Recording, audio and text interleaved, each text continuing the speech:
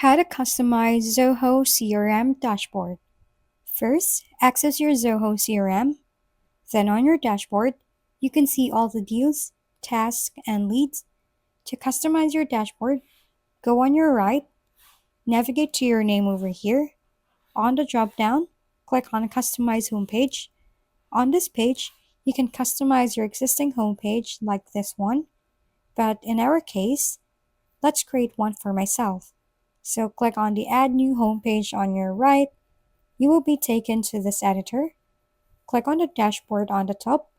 Then on this dropdown, choose all the tools you want to add on your dashboard. Select the components you want to add on your dashboard. So here, I will choose this, and then after checking the box, you can see them immediately on your right.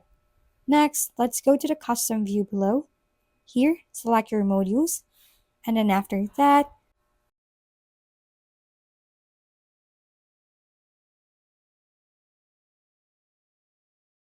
let's name this homepage,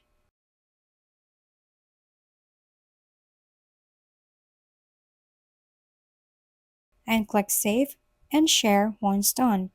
On this prompt, you can add a description and you can share this one as well.